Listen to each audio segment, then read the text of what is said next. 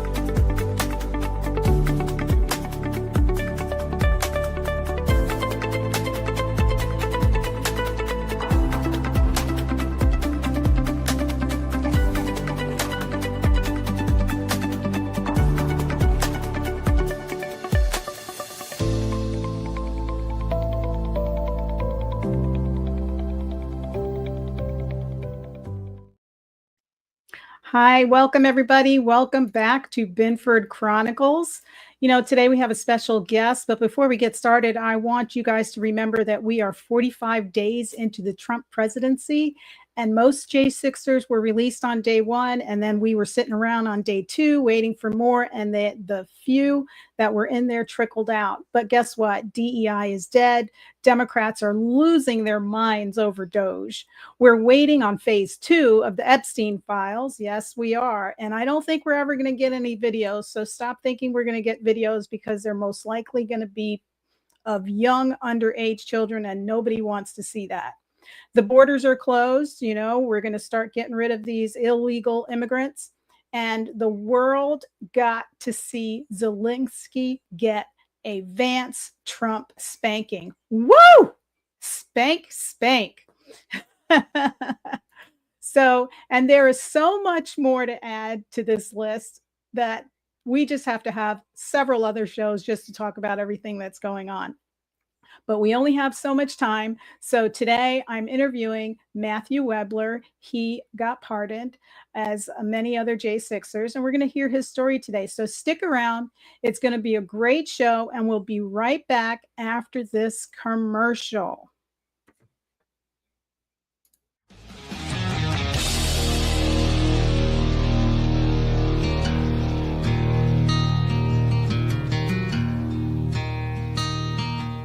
Warrior Shield Foundation is here to unite, honor, and provide support for veterans, first responders, and Gold Star family members.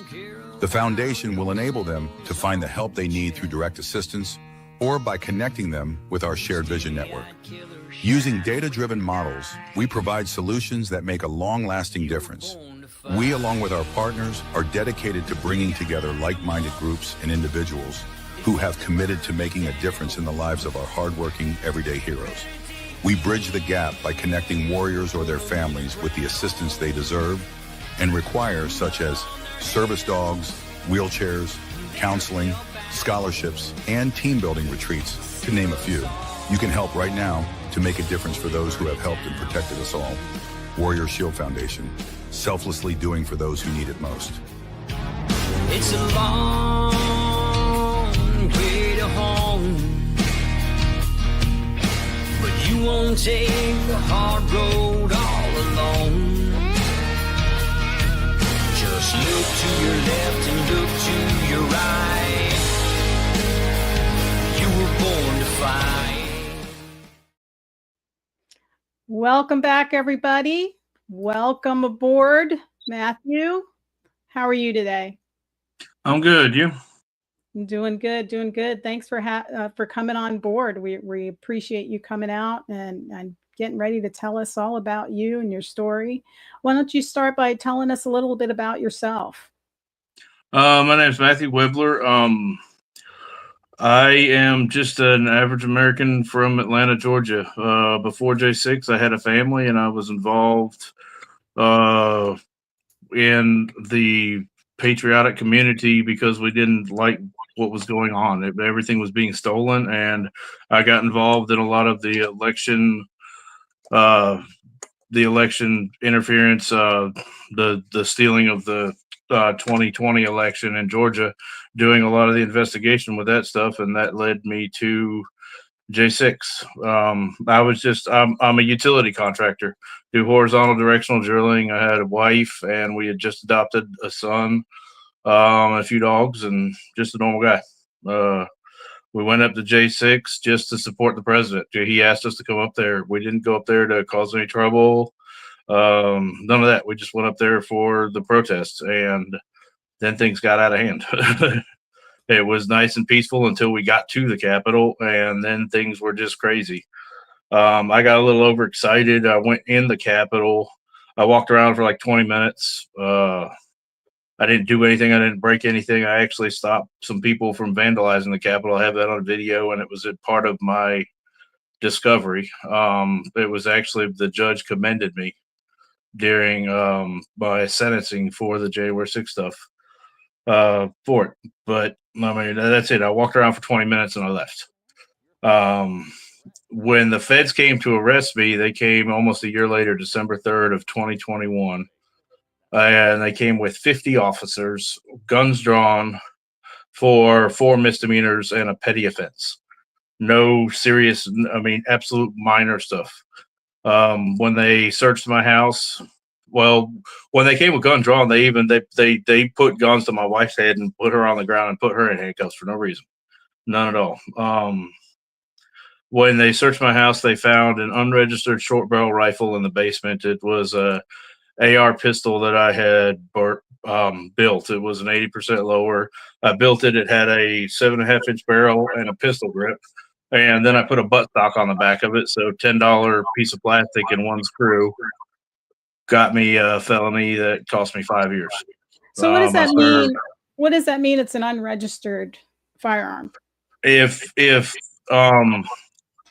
a pistol or rifle, you don't have to register, but if it doesn't meet their standards, then you're supposed to file for a tax stamp with the ATF. It's a $150 tax. That's all you have to do. And because the barrel of the gun was less than 16 inches and it had a buttstock on it, I was supposed to fill out a Form 1 with the ATF and turn it in and pay a $150 tax. So I got 5 years for not paying $150 tax. Is that in Georgia regulation? Yeah, it was in Georgia. No, that's a federal regulation. Oh, that's a federal regulation. Yeah, it's federal. Georgia's very, very, very open with guns. They have a constitutional carry law. Anybody can have a gun, period.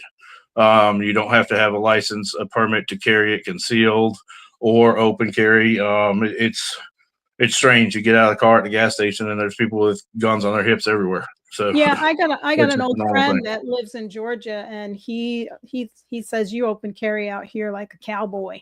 And but I was wondering, because when I went to Colorado, Rifle, Colorado is pretty much they have good gun laws over there. But if you're in Denver, Colorado, you can't even have a firearm on you in Denver. Yeah.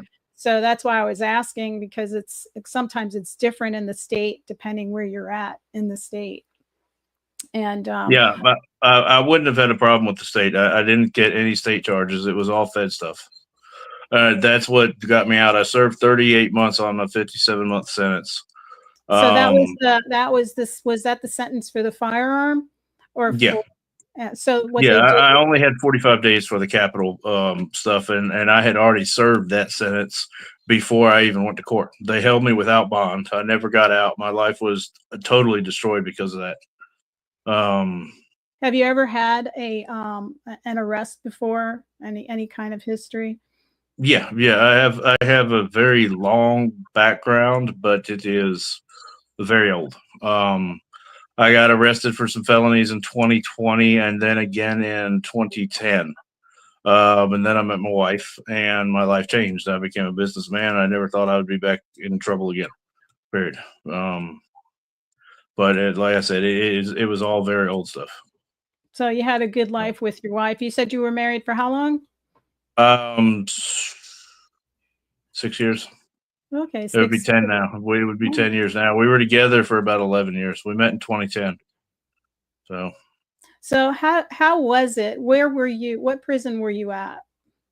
I was at Edgefield Federal Correctional Institution. It's a federal medium camp, or not a camp, but a federal medium prison.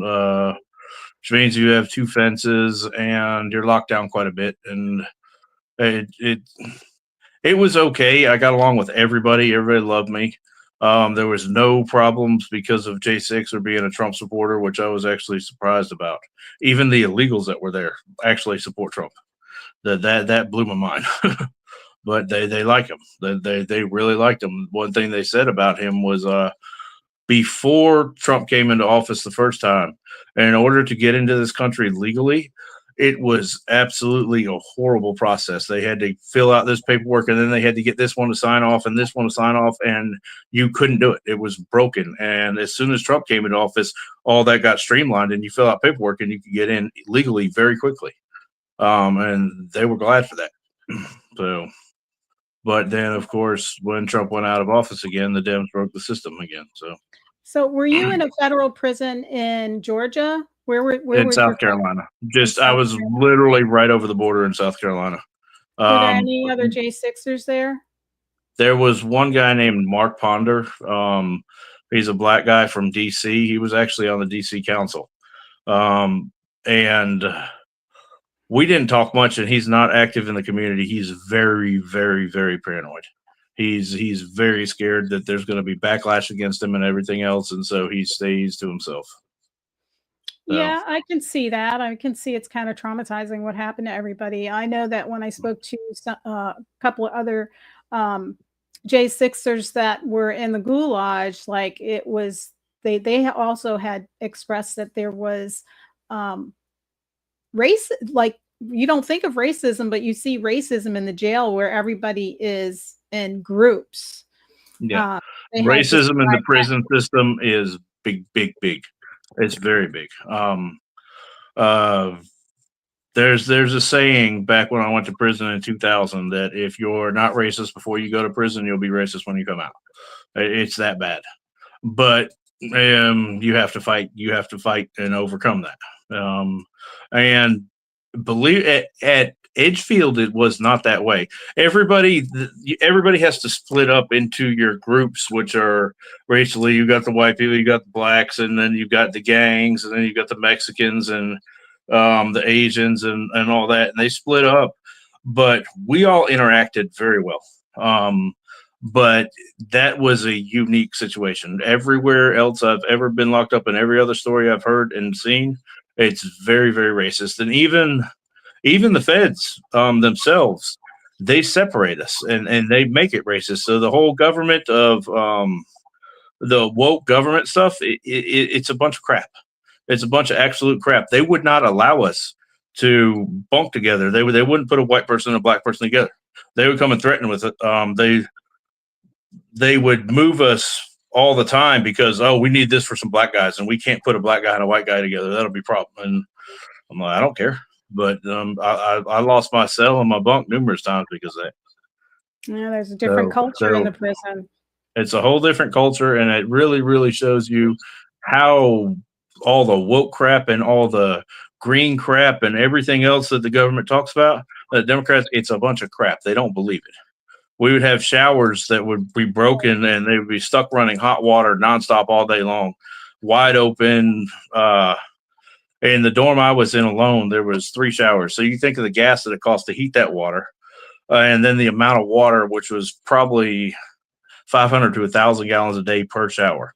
So they were probably wasting 7,000 gallons a day of hot water every single day, just running constantly, and they never fixed it. So the whole green stuff, that's a bunch of crap too. They don't believe it. You're talking about the people running the prison? Yeah. They're just wasting money? Just waste money. They don't care. They do not care. Don't fix it. So I know the gentlemen that were up in the Gulag, they said that it was in such bad shape, they don't invest in the prison to keep it up. Was your prison that way? They get lots of money, though. They get $44,000 a year for each one of us. There's no way that it costs that much to keep us there. No way. But that's something that with budgeting, though, if they get a budget for something, they're going to spend the full amount of the budget to make sure that they get it the next year. And so they purposely, the system's designed to be broken. So, But it, did you guys get treated differently because you were there as a arrest from going to the Trump rally and being at the Capitol? I was immediately notified when I was put on there that I was on the terror watch list and that I was under special restrictions. All of my communications, we had an email system that we could use called Core Links. Everybody else could send emails to their family and they would go almost instantly. But mine, I would send them and then they would have to be read and approved by the administration at the prison, and then they would have to go to DC and they would have to be approved too. So sometimes usually it would be a day. There would be a day delay from when somebody would send me an email and when I would get it, and then I would send it out. That would be a 2-day process. Um, Everything was monitored much more strictly. I called one time to a friend of mine, Pianon, and he was doing a podcast. He was on my approved phone call list. Everything was totally fine, and he told me that we're live and we're doing a podcast. When I call him, it was a total freak thing, and because of that, they told me that I violated prison rules for contacting public without permission, and they took my phone without a disciplinary hearing or anything else. And they shut off my emails too. So I lost that for 90 days. And then I had a disciplinary hearing after 90 days, and they took it for another 90 days. So did you have a cell all to yourself? There's no such thing as single cells in the prison system, but a lot of people, you can work it to where it did. And so sometimes I would have a cellmate, but most of the time I didn't. Most of the time I was just by myself, and I like it. I like being by myself. I don't like being stuck in a box that's half the size of the room I'm in now, and with another person and locked down for months on end, because we wouldn't be out of our cells often. They locked us down for any reason they could think of. So were the guards okay with you, or did you get any abuse from the guards, or was everything kind of? No, I didn't receive any abuse from the guards. I actually had some that were on my side.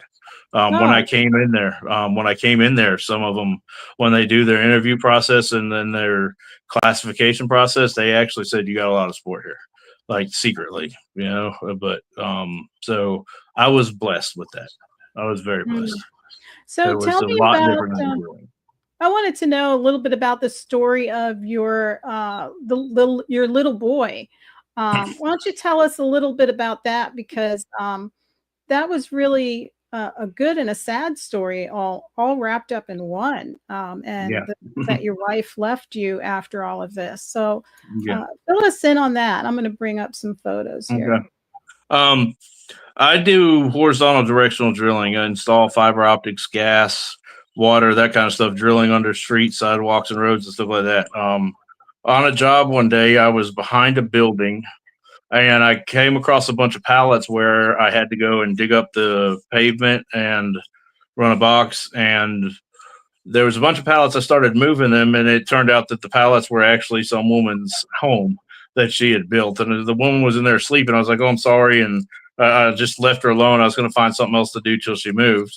And I went around the corner and then ended up running into the guy that she was with, who we thought was the father, but he's not, because he was white, and that baby is definitely not all white. But that doesn't matter. But anyway, we met them, and they were both heavily addicted to drugs. They were homeless and in a horrible situation, and she was 6 months pregnant. And I started thinking about that, and I can't walk away from this. I can't walk away and just act like I didn't see it. But at the same time, I did not want to call DFACS and get DFACS involved and put them in a foster system. That was a horrible option. So I went home and I talked to my wife, and she wanted to adopt just instantly. See if we can adopt them, because we couldn't have children. She has a daughter from a previous marriage, but something we just weren't compatible. We couldn't have children. So, and we were resigned to the fact that we never thought we would. So everything just fell into place perfectly. I went and talked to the couple, and they were relieved. They were happy that, and and we put them in a hotel. I didn't have a clue of the adoption process, but one of the election watch groups that I was in, I talked to a lady there, and then 5 minutes later, I was in touch with the lady that actually was responsible for writing a lot of the laws in Georgia for at-risk adoptions. And the process was really easy. We had a lawyer. It didn't cost hardly any money, and it just everything fell into place. It was like a little miracle. And then 2 months later, he was born in a hotel room. That picture right there that you're showing, he was just born like maybe 30 minutes before that, in the hotel room, in the blanket that he was wrapped up in. His umbilical cord was still attached and the placenta was still there. We had to wait for the nurses to come and also for the lawyer to sign the guardianship papers. And as soon as they cut the cord and we signed the guardianship papers, we took him to Grady Hospital in Atlanta, and they put him in the NICU there. They said he was the worst NAS baby, which is narcotic addicted or something like that they'd ever seen. He was found with cocaine, methamphetamines, marijuana, Xanax, heroin, everything that you could think of was in his system.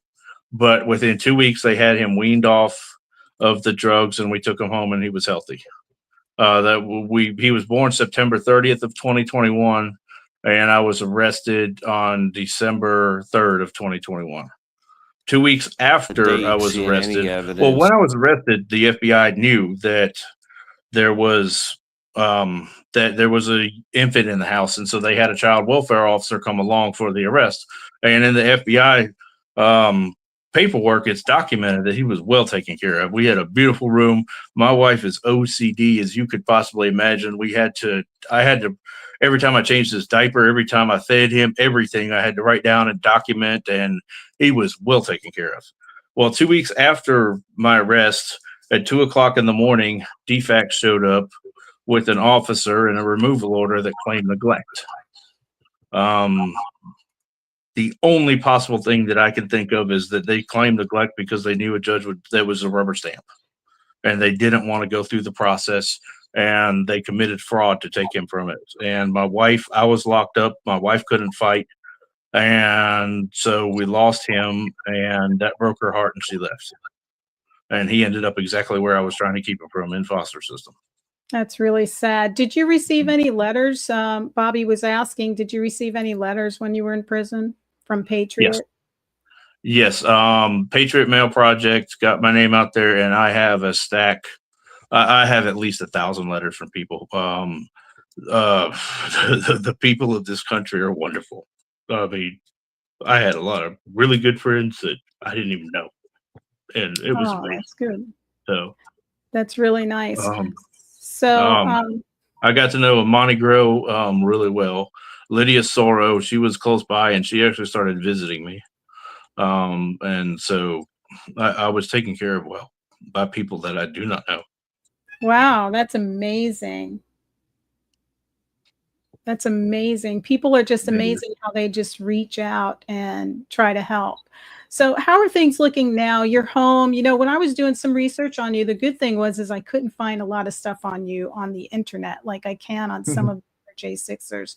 So you might have a little bit of an easier time getting started is what I was thinking. I was like, this is great that it's so hard to find anything on Matthew because, you know, that's one of the really I didn't draw a lot of the haters that a lot of other people did. There's not much there on me, and I don't have any problems. I still have my dump truck and my ditch witch J225 directional drill. I could go back to contracting, but that takes a lot of capital. It takes a lot of capital, and I have none. You mean to start, you have a contracting license? Are you a contractor? I was a subcontractor, so I didn't need a license. I would always work under somebody else's. Okay. Yeah. But I mean, I've got a good bit of equipment. And I did mostly fiber optics, drilling under the highways and putting fiber optics in, stuff like that. some gas, some water, any kind of pipeline.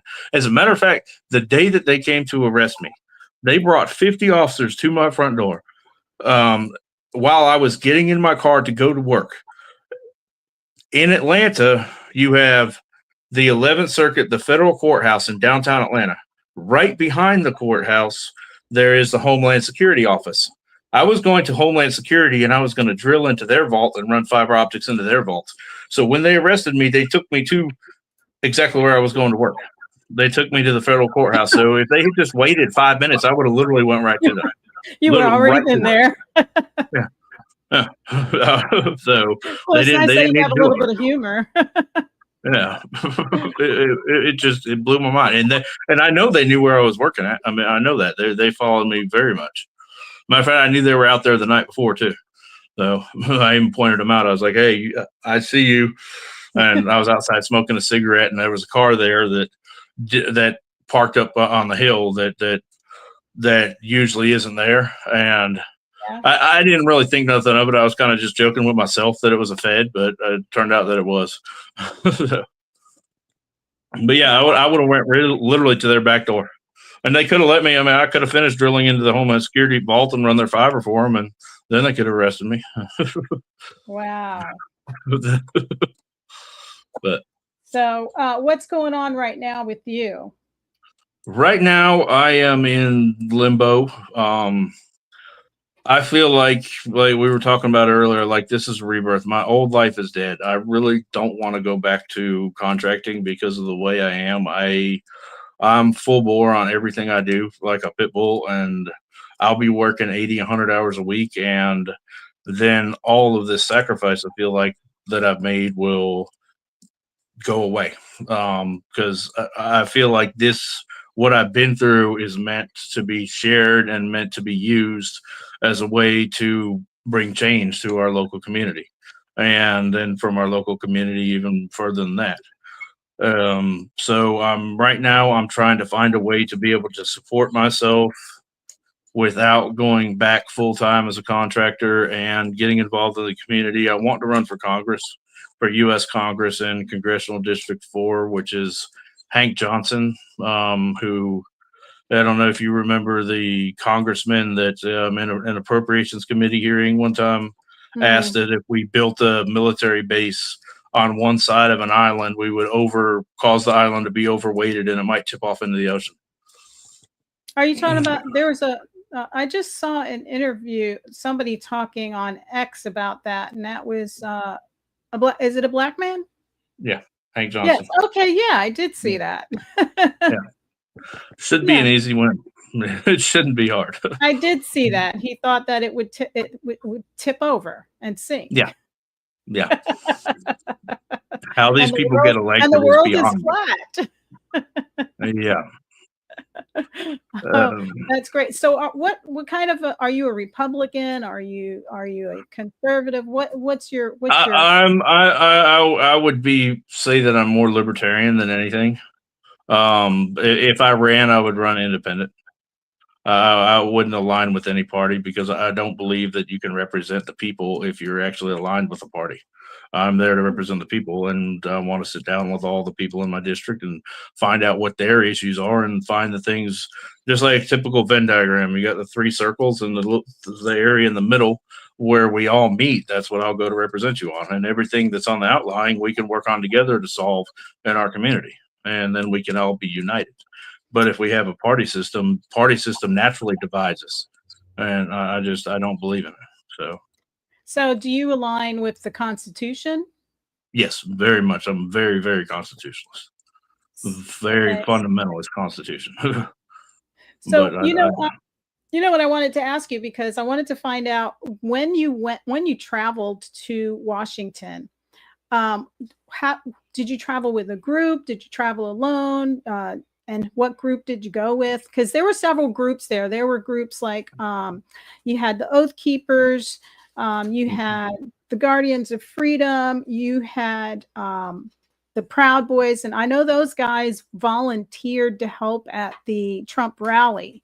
What group did you go up with? If you went with Enoch, who was an Anon, he organized this thing called the Midnight Ride,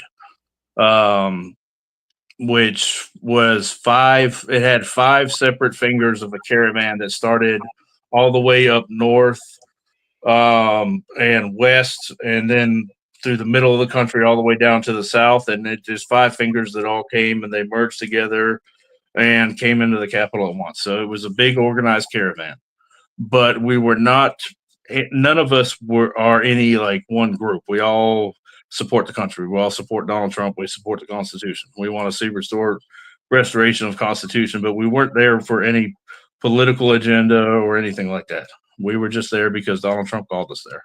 And we organized it. I was part of the Georgia leg.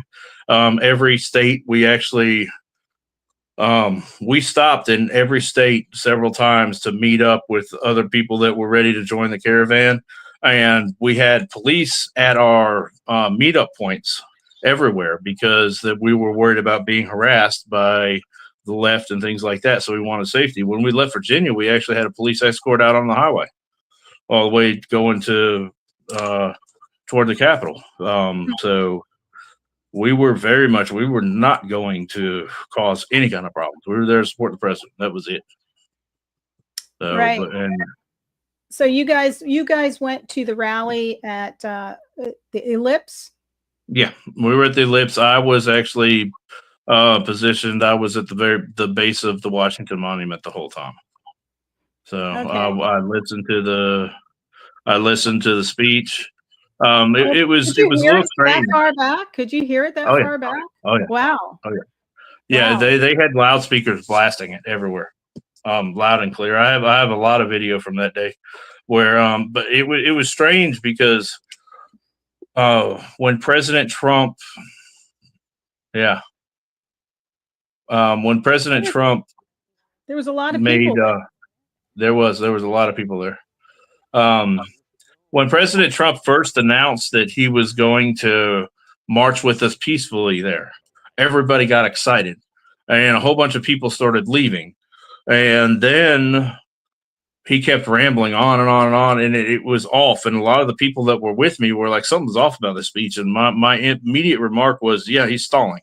I didn't know why, but he was stalling. And he kept going on and on for probably another 45 minutes after he said he was going to march with us peacefully. And then he finally wrapped up the speech and stated again that he was going to march with us. And that's when I left. So what time was that about? What time did you leave around? 1:05 or so.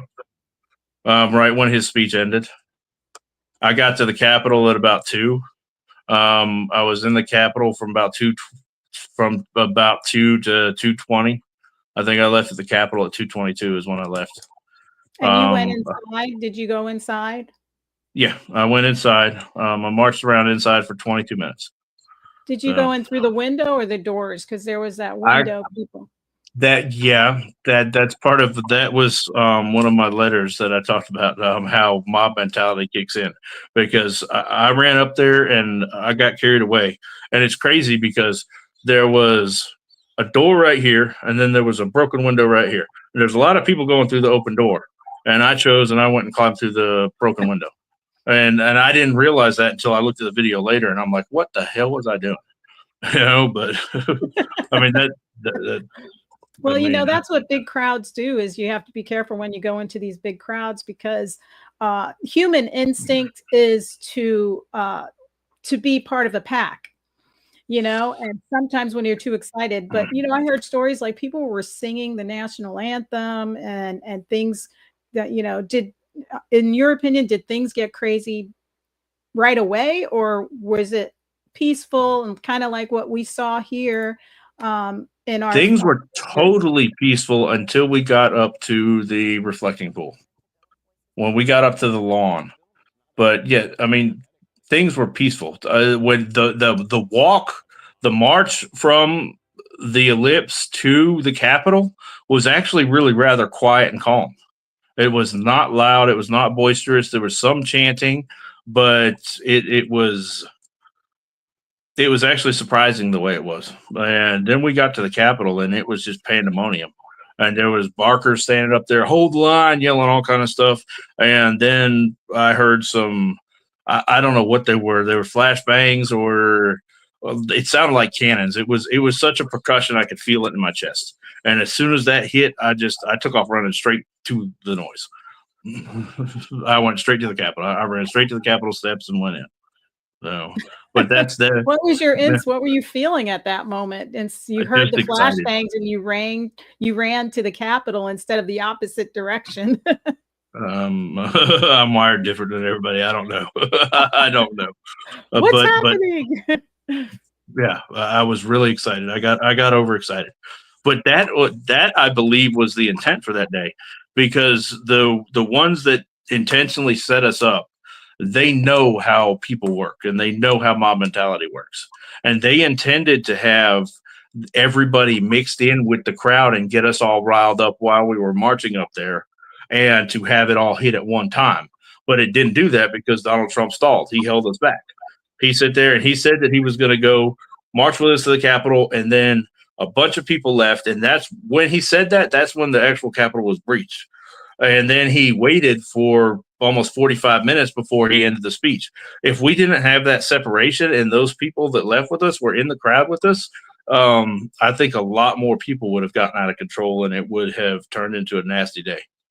Yeah, I think it was a total setup. I mean, I've got a little clip here I'm going to play, and you tell me what you think about this clip. To date, seeing any evidence of anarchist violent extremists or people subscribing to Antifa in connection with the 6th. That doesn't mean we're not looking, and we'll continue to look. What are we no looking evidence at all. Yep. Yeah, no evidence at all. Yeah, none at all. I showed some of my videos. You got people yelling Antifa there, trying to tell the cops that Antifa is there. Yeah. You know? Yeah. So it was a total setup. It was. You know? But that's not. Yeah. It happened. Like, yeah. And hopefully with Trump in office, we're going to see some people get arrested and these cases. I'm hoping so. And I'm hoping that, that my entire J6 community stays on guard and stays active and stays vigilant, because it's something that I learned while at CPAC is all of us feel the same way. We're watchdogs now.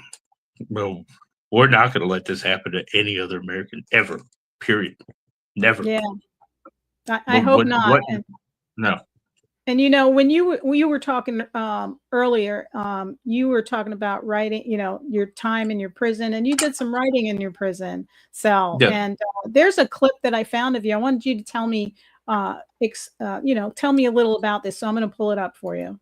All right. I'll start off with all of my letters in a unique way, flowing forth from the pen of Crumb and off of the Resolute Desk 2.3. The Soiled Edition. I want to introduce that really quickly. The Resolute Desk 2.3, the Soiled Edition 2.3, this here is another iteration of this desk here. The Resolute Desk, Resolute Tissue. The Resolute Desk is the President's desk. It was gifted to the President of the United States by the Queen of England. I call it this one the Soiled Edition. The police come in and they keep on taking this because you're not supposed to have boxes. This is the third edition. This is the third one that I've made, and I call it the Soiled Edition because of some remarks that President Trump made talking about the Resolute Desk being soiled. So that is how that came about. This letter is titled War Upon America's Family, War Upon America's Soul, War Upon Love, War Upon God. This is part one, and hopefully this will go a long ways. I'll say that. Flowing forth from the pen of Crumb, off of the Resolute Desk 2.3, the Soiled Edition, which resides at Edgefield. What happened? Sorry. Hi, this is part two of the interview with Crumb. That was that interview that you did. Mm-hmm. And I want you to talk about that, what you were doing right there, the Resolute Desk. Mm-hmm. That was It was strange how that came together. They were passing out toilet tissue one day, and I got the idea. In our cells, the desk that we have is really small and it's really cramped.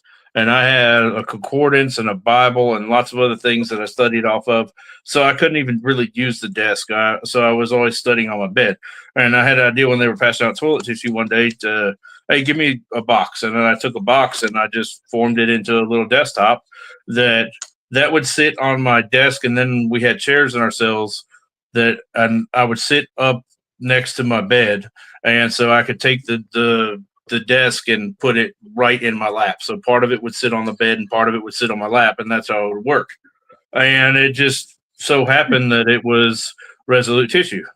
So I had my own Resolute desk, and I was writing. When I started off, I was actually writing a letter to the president. And it was really cool. I wrote a letter to the president. And I sent him a piece of the desk with the Resolute tissue on there, and I sent him a drawing. I did a rendering of it, and about 2 weeks after I sent all of that, he was talking at a fundraiser one time, and he was talking about Joe Biden. He was like, "I don't think I'm going to use the Resolute desk anymore because it's been soiled, quite literally."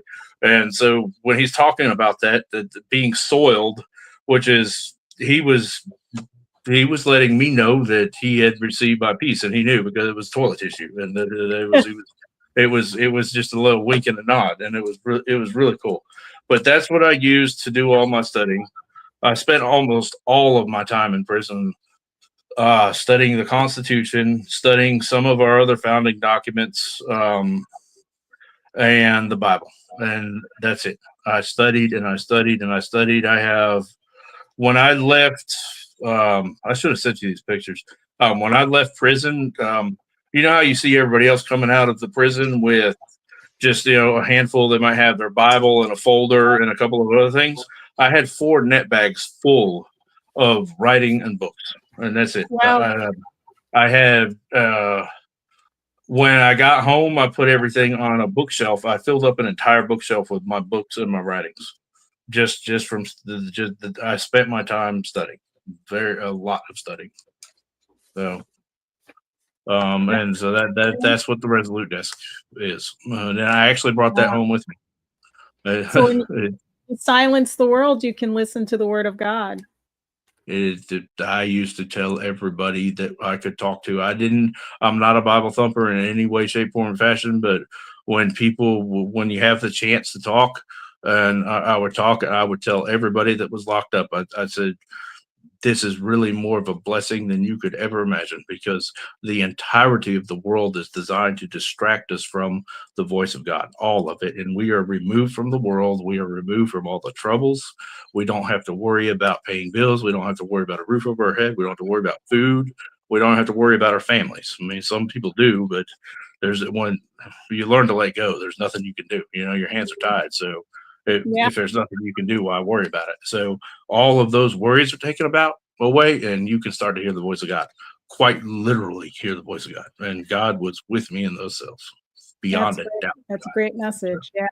So, Matthew, did you listen to the interview that Trump had with Zelensky in the office when Zelensky and Trump got into that tidbit? Yeah, a little bit. I saw it. They set Zelensky up. They were waiting for it. You set Zelensky up. Let's take a look. About the kind of diplomacy that's going to end the destruction of your country. Yes, but if you are not Mr. President, with respect, I think it's disrespectful for you to come into the Oval Office and try to litigate this in front of the American media. Right now, you guys are going around and forcing conscripts to the front lines because you have manpower problems. You should be thanking the president for trying to bring an end to this conflict. Have you ever been to Ukraine that you say what problems we have? I have been to. Come once. I've actually watched and seen the stories, and I know what happens is you bring them on a propaganda tour, Mr. President. Do you disagree that you've had problems bringing people into your military? We have problems. And do you think that it's respectful to come to the Oval Office of the United States of America and attack the administration that is trying to prevent the destruction of your country? A lot of questions. Let's start from the beginning. Sure. First of all, during the war, Everybody has problems, even you. But you have nice ocean and don't feel now, but you will feel it in the future. God bless. You don't know that. God bless. You don't God know bless. that. You will not have a war. Don't tell us what we're going to feel. We're trying to solve a problem. Don't tell us what we're going to feel. I'm not telling you. Because I'm you're in no answering on this position to question. dictate that. That's Remember exactly this. what I'm not You're in dictating. no position to dictate what we're going to feel. You We're will- going to feel very you will good. feel influence. We're going to feel very I'm good and telling very you, strong. You will feel influence. You're right now not in a very good position. You've allowed From the yourself very- to be in a from very the bad very position, beginning and he of the happens war. to be right about From it. the very beginning of the war. You're not Mr. in a Brown, good position. I You don't was have in the cards right now. With us, you start I'm having not playing cards. But cards. right now, you I'm don't. very You're playing serious, cards. Mr. President. You're I'm playing very cards. serious. You're I'm gambling the with the president lives of the of world. millions of people. You think- You're gambling with World War What do you- III. what do you You're think about? gambling with What do you World think War about? III. And You- what you're doing is very disrespectful to the country, this country. It's with back all to you. respect to your Far country. more than a lot of people said very they respect. should have. Have you said thank you once? A lot of Entire meeting? times. No, in this Even entire meeting, today. have you said thank Even you. today. You went to Pennsylvania and campaigned for the opposition in October. Offer some words of appreciation for the United States what of are you speaking America about? and the president who's trying to save your country. What's your take on that? President Trump and Vice President Vance were sick of being used. They're sick of being sucked, having the American people sucked dry for nothing, and from an ingrate that doesn't care. They stood up for America exactly like they should have. Yeah, You know? yeah. And All that Trump just wants to see the war stop, but what do you think? What do you think Zelensky's, in your opinion, what do you think his goal is? Zelensky wants to keep milking the war for every penny that they can get because he's serving other people. He's not serving himself. He's not serving Ukraine. He's selling off half of the weapons that we send him. Most of those are ended up going to Mexico. Tucker Carlson's done a piece on this. He knows. He knows. He can prove it. He's not getting the half of the aid that we're sending him isn't making it to him. So he's not. This is not about. It's a big money laundering scheme. It's not about Ukraine. It's not about Russia. It's not about any of that. It's about milking it as long as you can. And Trump even brought that out last night when he was like, does anybody want to see this war go on for 5 more years? And Pocahontas started clapping. And he's like, oh, yeah, Pocahontas. She said, yeah, she wants it to go on. And so Trump knows. He knows, and he's going to expose it. And it's going to be nasty when it comes out. It's going to be really nasty. A lot of people are going to be really pissed off. So, yeah, he's not representing his people. He's not. He wants it to go on. Trump's going to bring peace. Yeah, he's forcing people. As a matter of fact, my husband and I were looking for a car, and we drove out to Fort Lauderdale because we're here in Florida. And when we got there, we met a Ukrainian man who was trying to get his nephew to come over, and that was the car that they used, but they were buying him another car, and they said that they're sending all their kids to war, and he's trying to get them over before they draft him because they're all dying. They're jumping out of vans and kidnapping people. I've seen the videos. When the war first broke out over there, one of my employees, Adis Numanovic, he was Ukrainian, and he went back over there to actually fight. And I don't have a clue what happened to him from there, but and we have. I don't think he would now. I think after what's been learned, I don't think he would do the same thing now. Yeah, we have adopted children that are Ukrainian, and they're in touch with their brothers and sisters. And when the war broke out, because they live closer to the border, I forget the name of that town where they speak Russian. A lot of Ukrainians that were close to the Russian border speak Russian. They fled to Russia. So we lost track of one of the sisters, and the other sister, we're in touch. So to this day, we still don't know if the one sister survived or not, or if she's just lost in the rubble. So yeah, that's been a really crazy war, but I wanted to hear your take on that, on a couple of things actually, because you're interested in running. So that's also very important to know, because these days we really need to vet people. And I think the biggest problem we have with, you had mentioned party lines.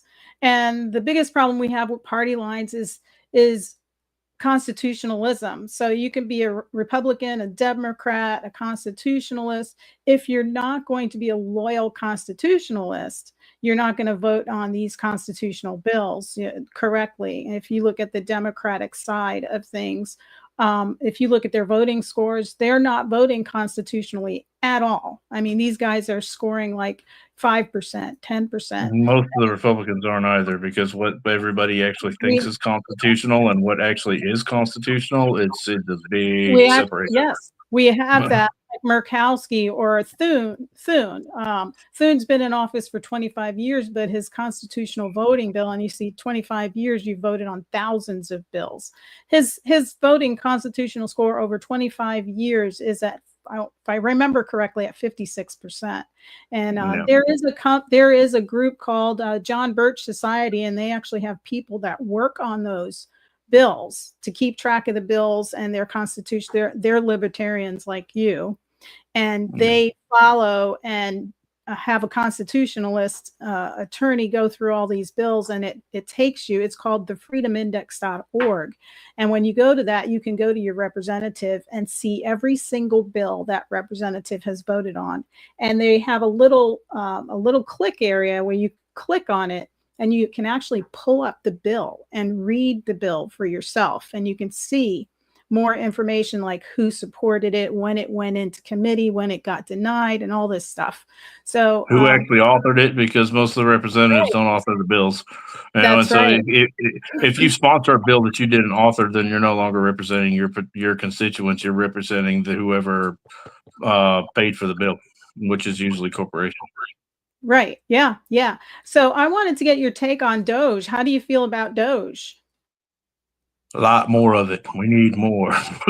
Yeah, and we need to see results from some of the stuff that Elon keeps bringing out, the corruption, the treason that is being uncovered. We need to see arrests because of that. Yeah, let me pull this up, and I just love hearing to improve the social and economic inclusion of sedentary migrants. Nobody knows what that is. Sedentary migrants. Isn't that like not moving rocks? In the African nation of Lesotho, which nobody has ever heard of. $60 million for indigenous peoples and Afro-Colombian empowerment in Central America. $60 million. $40 million to improve the social and economic inclusion of sedentary.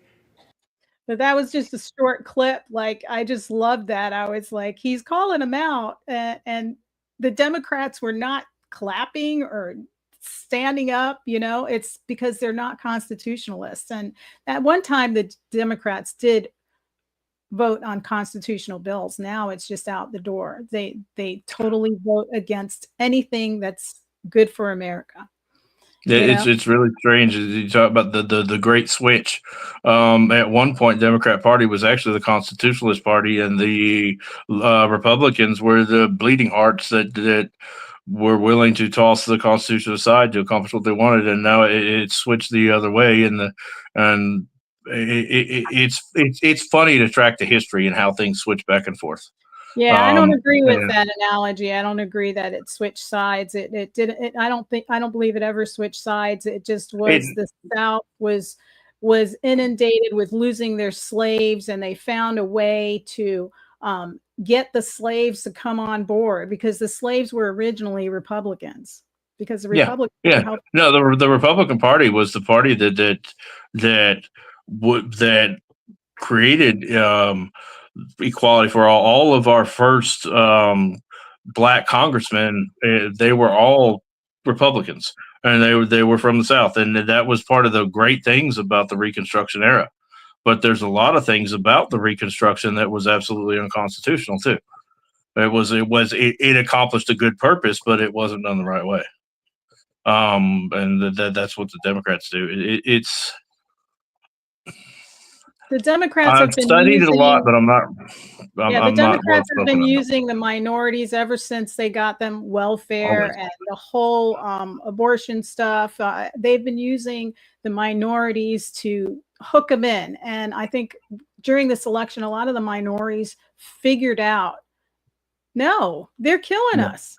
They Yeah. are Well, driving us poor. And when Doge came out, that was such an eye opener. yeah, the KKK was quite literally the militant arm of the Democrat Party to stop all the Republicans and stop it, and it was literally the Democrats. It was it It was was the the Democrats. Democrat That's what, Party. yeah, it was the It Democrat was. Party. And then they were called the Dixiecrats all the way up until the late 1990s. Hillary Clinton was a Dixiecrat, and it was very open. Her mentor was it James Byrd, South Carolina senator that was a Grand Legal KKK. That's who she called her mentor. Byrd is his last name. I can't remember his first name. But it was horrible. That was part of what it was in part of that letter that I was starting to read there, the War on America's Family. That's what it talked about. The whole Planned Parenthood was designed by Margaret Sanger. Just do a quick search on her on the internet, just really quick. That was a vile, wicked, evil woman. Then her entire intent was to wipe out the black race. She Yes, it wanted to was. wipe the black race on the planet, and that's what abortion in this country came from. Yeah, and it was horrible. It was horrible, Yeah, but it black was. people supported it. Black people were tricked into supporting it, and Mhm. that's what actual war is. That's the other part of what my letter was. Is war is not a battle where you exchange blows and you shoot at each other, and that's just a battle. War is deception. And when you are tricked and you are lied to and you're tricked into believing something that is not so, that is actual war. And then that's something that we are in the middle of World War III, and we have been in the middle of it for a long time. It is non-kinetic. Yeah, War is not kinetic. subversion is a powerful tool. It goes through all the steps of demoralization, fear. It's if you ever heard of Alexandrovich, what's his name? Alexandrovich. Oh, I used to remember his name and I just forgot. Ooh, I know who you're talking about. I know it and I can't remember. He in 1984 he talked about it, and sure enough we saw it through COVID and we're seeing it now, and that's why they had to get rid of Trump, because Trump was so powerful that he was calling out all the stops and they were like, whoa, he's not joining the party. He is going to expose the party. And even now, Maxine Waters is talking about impeachment again, and it's because these Democrats are so deep in the water, deep in. They're going to be exposed, and they are they're full of fear. They're like, full of fear. You could see it in Nancy Pelosi's face last night. She was scared to death. She knew it was over. And all the Democrats, they know it's over. She was. Did you see that cute little boy, that 13-year-old boy that was dressed like a police officer that the CIA gave the little badge to? I almost cried because he reached out and hugged him. And I was like, why is that not a great moment? Like, even the Democrats didn't stand and cheer that on. I was like, what's happening? I mean, you've got to have a heart. You've got to have a soul. He got to go to the White House and meet President Trump today. That was really beautiful. Yeah. Yeah, he went with his whole family. It was beautiful. Yeah. So, Matthew, are you working now? I do some odd jobs. Before I was in utilities, I was a carpenter, and I did remodels, tenant build outs in strip malls and malls and stuff like that. And I've taken on a job that I'm going to be doing a remodel in a strip mall that'll give me a little bit of income, not much, but it's still not coming right away though. So well, here's your Give Send Go page. Is that still active? Yeah, it's still active, and I could definitely use some funds. Like I said, because I'm planning on trying to run for Congress. I do not plan on having a big, massive backed and funded campaign. I plan on being grassroots and being out in the community. I've got a fire truck that I purchased for my business 6 years ago. It was my 40th birthday. That was my midlife crisis thing. But I plan on turning that into a smoker and just being out in the community and cooking for people and getting to know the community and talking about our issues and trying to unite everyone. So I love that idea, because we have a guy that does a smoker here, and we enjoy stopping there every once in a while at his smoker in the front yard. So that's nice. So you're just looking to just do odds until you can figure out how you want to run for Congress? Yeah, I'm going to do odd and end jobs to support and try to raise some funds. I don't need a lot, but I definitely need some. Right now I'm living at home with my parents. I don't have my own place, and I don't like that at all.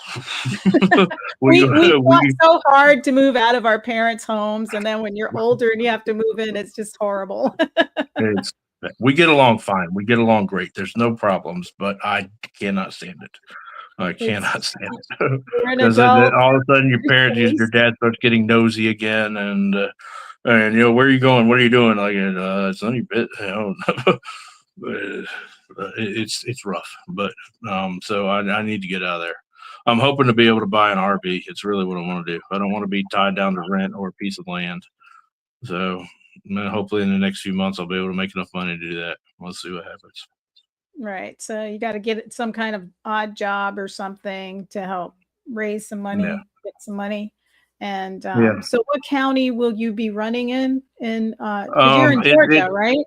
It's in Georgia. It's a mixture of that district. I want to say it's part of it's DeKalb County, part of it's Fulton County, and I think Rockdale County. I can't remember all the counties that it covers, but it's in the Metro Atlanta area.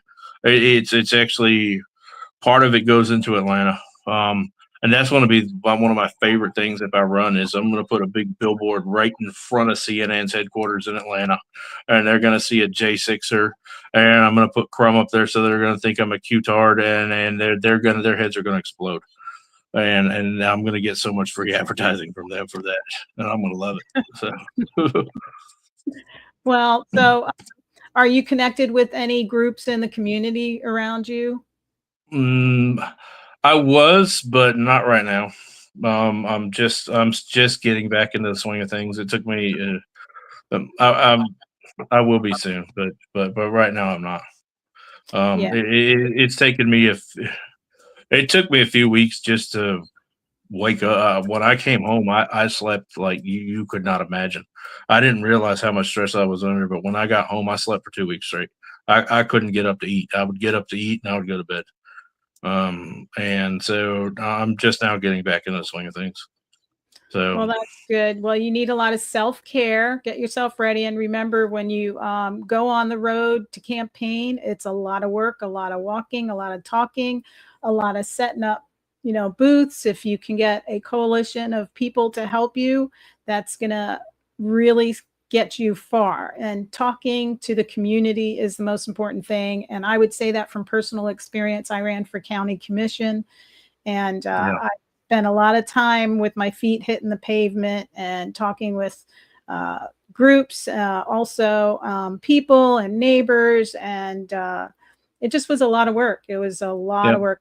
I started out early. I started out a year before.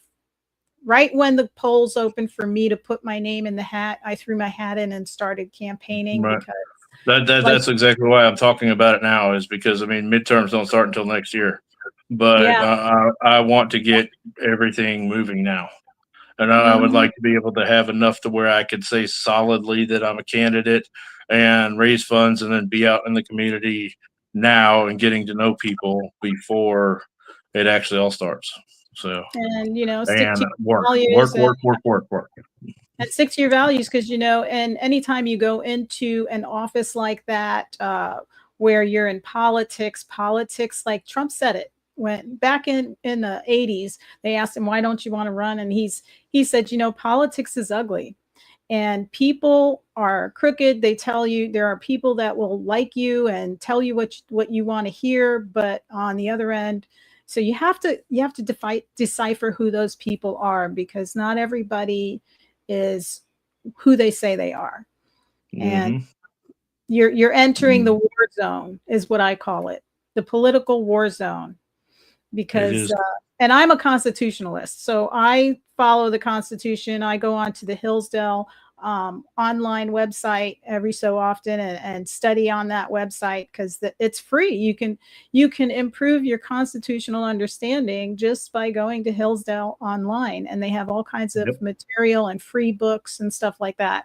They do. So that's what I do. I totally believe I'm a patriot. I'm a America first person. I'm like, if you don't belong here, get out. Don't come to our country without letting go of your country. You can't become American and still hang on to the country you fled from. Yeah. Why That's did what's you? happened to a lot of the South. A lot of the South now. It's everybody's transplants from the North fleeing from these overtaxed, northern states of New Jersey and New York. And what do? They come down here and they're like, "Well, we did it like this, and we did it like this." So I'm like, "Well, wait a minute, didn't you leave there? You need to Oh let yeah, that go." that's right. But You guys are a that, pretty free state too. yeah, we are. Yeah, We like we are, are. but yeah. You Pretty guys, free is your still not free. elections got pretty fucked up. Oops. We have a very corrupt governor. He walks the walk, but he does not talk, or he talks the talk, but he does not walk the walk. So Yeah. Yeah, and we feel it here in Florida too. I know that I can go to like my local supermarket and I'm like, why did you leave New York and leave all of your Biden Harris stickers on your car? Do you not realize you're coming to a red state? yeah. But I we live are. in Metro Atlanta, and it's where I live at. It's almost all Mexicans. It's almost all Mexicans everywhere, and I guarantee you, almost all of them are illegal. And I have I have my pardon put onto magnetic car signs, and so I have it on the side of my car on both sides. Oh, that's cool. That's cool. Yeah. Yeah, Florida's like that too, because we have a lot of land out here where people farm, and we Yeah. do have a large population of immigrants, either Mexican or I think it's mostly Mexican immigrants. Some are illegal and some are legal. I don't know which ones are illegal, but it was funny because when um, Trump was doing the Mexico thing, we're going to send all these immigrants back. And what happened is we had an arrest here where they pulled somebody over and they happened to have working illegals in the back. You know how they sit in the back of the truck? And the guys that they were really after were the guys driving. But I guess it was a bonus because now, the illegals, immigrants that were riding in the back also got arrested. So we had a bunch of people supporting illegal immigration, having a rally on these corners. And I went out to interview them to hear what they were saying. And I was like, I ran up to one lady. She was the only lady that had a tiny little American flag and she was waving. And I says, it makes sense to me that you're out here holding an American flag, but your t-shirt says Mexico. I said, so I understand that what you're feeling, but I also understand because you're holding the flag that you love America, but all these other people are holding Mexican flags. Isn't that the country they left from? Mm-hmm. And I don't understand that at all. It's like, No. guys, you don't understand our laws here. And then I interviewed the young lady that did the event, and she said she doesn't vote for representatives, that she doesn't get involved in representatives. She only votes for the president. And that taught me something, Matt, because what it taught me is when people come over and they don't come over the right way, and the right way is us telling them, look, if you want to be a citizen, you need to learn our Constitution. You need to take an oath to the Constitution. You need to uphold what we have here. And she didn't have to do that because they came over on the Reagan act. What's that act where they just bring you in over? I forget what They it's gave called. everybody that was here illegally amnesty, It was basically. they came over on the Amnesty Act, and I said, do you realize that the president is not the most important person in our nation? He has executive powers, but it is the people that write the bills. That's your representatives, your House and your Senate. I said, so if you're not voting for those people, you're actually damaging what we have, because the president he does certain things, but the real important that hold up the laws to our Constitution is your House and your Senate. So she just was like, well, I don't know about that. That's, I just know that I love people. That's something that absolutely baffles me about our law enforcement and even our Congress is first of all law is supposed to originate from all bills are supposed to originate from the House. That's in our Constitution. The Senate is not supposed to be writing any bills. But No, then they you pass hear, the bills. They have to vote on the bills. yeah, they have to vote on them, but they're not the ones that originate them. But then No. when but they're doing that now. You heard with what's his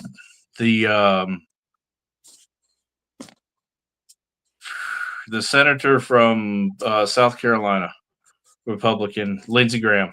He wrote his own reconciliation bill. You're a senator. You can't write bills. You can't originate bills. They have to originate from the House. And then they talk about how the House bill and the Senate bill, and then they have this reconciliation process where they make them where they both work together. That's unconstitutional. All bills have to originate from the House, period. And also, I think we should write a law that makes it to where all bills must be authored by our representatives. We cannot introduce bills that are authored by other people, by other corporations and stuff like that. I think they should be authored by that. But and then the other thing is too is when I was arrested and the FBI officer brought up the gun that I had in my house, and I told her the right of the people to keep and bear arms shall not be infringed. And she said, well, some judges don't see it that way. And I said, well, you didn't swear an oath to defend some dumbass judges. You swore an oath to uphold and defend the Constitution. And how did we get to that point? And that goes to common sense. Thomas Paine in the introduction. I have to paraphrase. I don't know word for word, but a long history of not thinking a thing wrong gives it an artificial appearance of being right.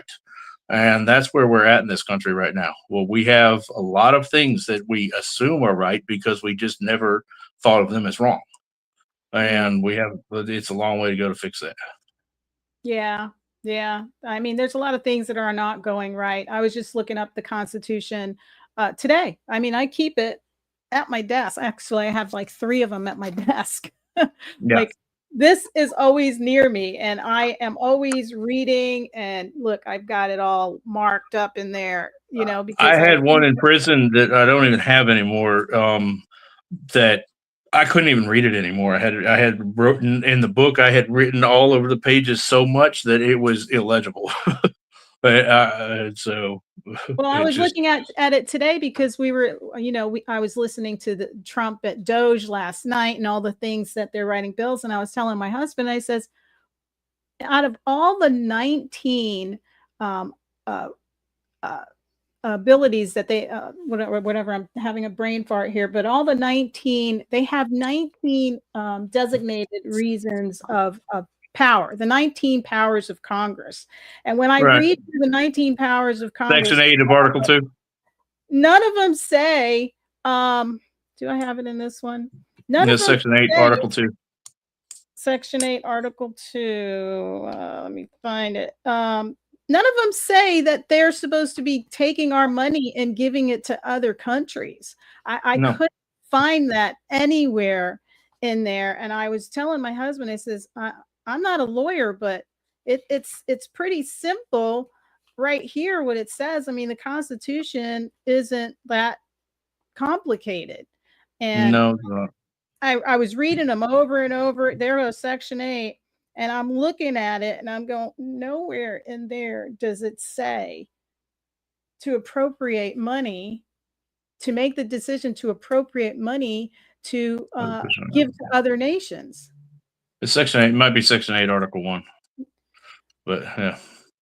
It's Section 8. You were right. I had it right here. Yeah, it's Article 1. Article 2 is the executive powers. It's Section 8, and this is Article 1. Yeah.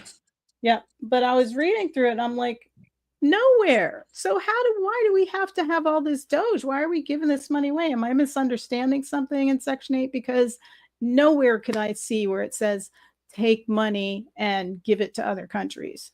And nowhere does it say that once Congress appropriates funds, nowhere does it say that the president must spend that.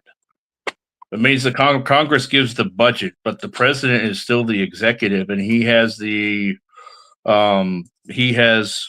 discretion of how to run the executive branch and how to spend money.